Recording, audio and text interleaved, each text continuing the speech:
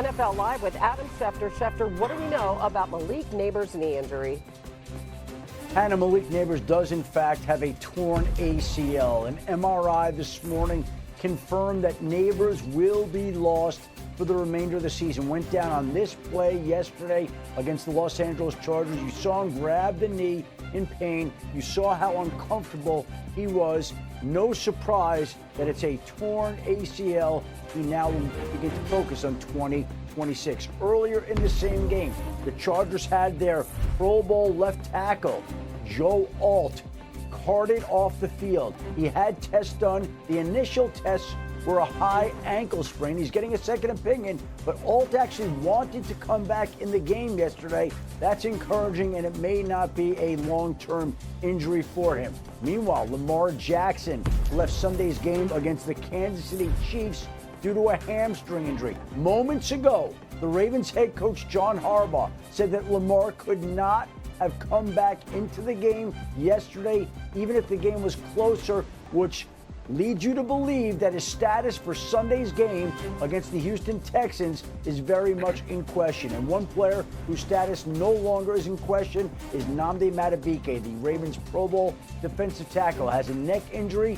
John Harbaugh said today he is now out for the season. The Ravens have been bracing to lose him. They placed him on injured reserve on Saturday, and Harbaugh confirmed a short time ago that Madubuike will not play again in 2025, which is yet the latest blow to a Ravens team that already has had more than its fair share of injuries. Yeah, about half a dozen defensive starters. You see Mina's expression there. Mina Kimes is with us, Dan Orlovsky, and the men in blue here.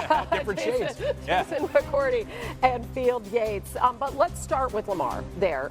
Dan, in addition to all of these other injuries, I know you're there in Miami where you're calling the game tonight. How concerned are you about this Lamar news? Yeah, this is obviously an enormous deal. I think just because he's Lamar Jackson, the style of football that he plays, the style of football he allows their offense to play. I'd also say this, Hannah, this receiving group hasn't really been getting open versus man coverage. So we're talking about an unbelievably dynamic player that has had to run, I would argue, probably a little bit more or move a little bit more because their guys really just haven't been getting open against man coverage. And then the concerning thing is, I would say off the game yesterday, that's, I think, the worst I've ever seen the Baltimore Ravens get beat since I've been in this job. I think it's the most unprepared I saw the Baltimore Ravens since I've been in this job. You talk about an offense playing against a defense that loves to bring pressure, and they had absolutely no pressure playing against Kansas City. They look completely unprepared. Yeah, I share a lot of Dan's concerns, and especially if Lamar's out for any length of time or even injured and playing, you're worried for a number of reasons, one of which is they cannot run the football without him. When this team runs the ball, taking out Lamar carries, they are 30th league-wide in success rate. This is a team where the backs were third last year, led, of course, by Derrick Henry. There's a litany of reasons for that. Some of it is the run blocking. I think the absence of Patrick Ricard is sneaky big in this regard.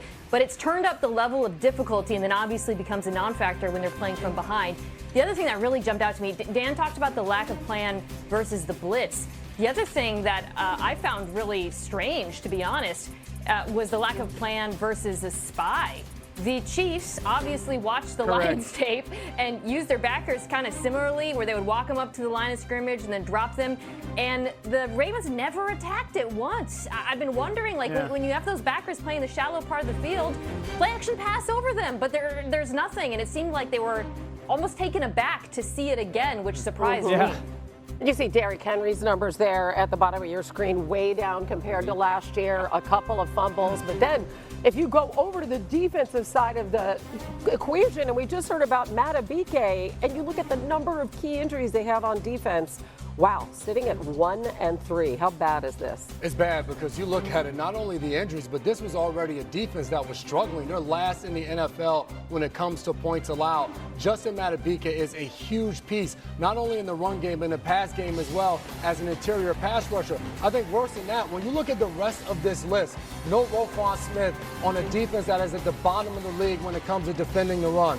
A leader as Kyle Van Noy, who hasn't been out there. And then two more corners get hurt in the game. And then behind Madubuike, Broderick Washington, Travis Jones, both of those guys are out as well. So you don't even have the depth to have the loss of a Madubuike. I don't know what their answers are going to be. Not many answers on the sideline. Yeah, 2 games ago against the Detroit Lions on Monday Night Football, they allowed 207 rushing yards on runs just between the offensive tackles. The numbers yesterday aren't nearly as damning, largely because the Chiefs are not an offensive rushing wagon. Their leading rusher yesterday was a wide receiver in Xavier Worthy with just 37 rushing yards. But going forward, maybe not this week against a struggling Houston Texans offense, but the formula when you play this Ravens defense is we can beat you directly up the spine of this defense, certainly impacted by Madubuike's absence for the rest of the year. They have never allowed this many points in a 4-game span under Jim Harbaugh. That's 133 points in 4 games.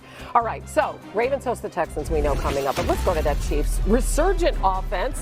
Field just mentioned they got Xavier Worthy back, and here's a 1st and 10 on their own 44. The pitch, 35 yards, longest design run by the Chiefs this season, J-Mac. You don't have to throw it over the top. Just give it to Xavier Worthy and let the speed do the rest.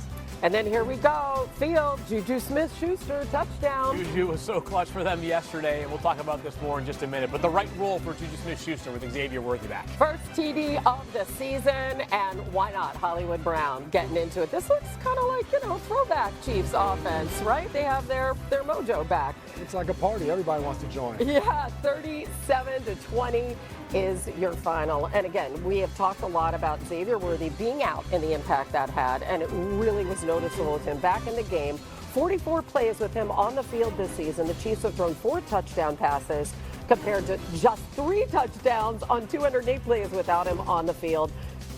Arfield said it moments ago. He led the Chiefs in both rushing and receiving yards. So how different did the offense look with him back? It's a 1-game sample size. I'm not sure the Chiefs' offensive woes are entirely fixed, but I do think it's very clear that what Xavier Worthy's presence allows the rest of the Chiefs' offense to do is settle into roles that they are better equipped at. When you have Tyquan Thornton and Juju Smith-Schuster as your number 2 and number 3 wide receivers, which has been the case for the Chiefs for basically the past 3 weeks, that to me is not a recipe for a high-powered offensive attack.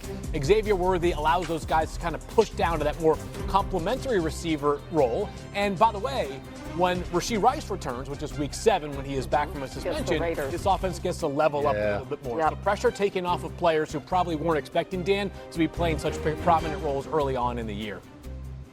Yeah, Babyface, I love that point. I would say the offensive plan from the Chiefs yesterday was one of my favorite in 2 seasons.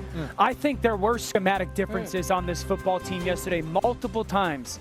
6 offensive linemen on the field. We've been begging for that multiple times, having Patrick underneath the center. This is stuff we haven't seen, 6 offensive linemen, and people might sit there and say it's only a 4 or 5 yard run. That's a huge deal for this offense. There's 6 offensive linemen again. This is the Xavier Worthy reverse, where you get everybody on the defense, single high safety, finally thinking one thing, and then you give it to that speedster. The fact that they moved the pocket from Patrick under center, 6 offensive linemen, what do you guys see? There's 1 safety in the middle of the field. Teams are committing to quote-unquote stopping the run. Now that's a little bootleg. That's 15 yards to Kelsey uncovered. They don't get that in that shotgun dropback world. Once again, 12 personnel, quarterback underneath the center, ball fake, commitment by the defense, and then there's a roll pass to Isaiah Pacheco. Almost 20% of their snaps yesterday, Patrick Mahomes was underneath the center. We have not seen that from this football team. I was so encouraged by their offensive plan. If that's going to be something that they do more, again, not who they are, but 20% of the time, and that 6th offensive lineman, that's a massive change for this offense. I look forward to them doing it even more. Dan, you're all over it. Their 37 points were the most in a couple of years since week 3, 2023, as you said.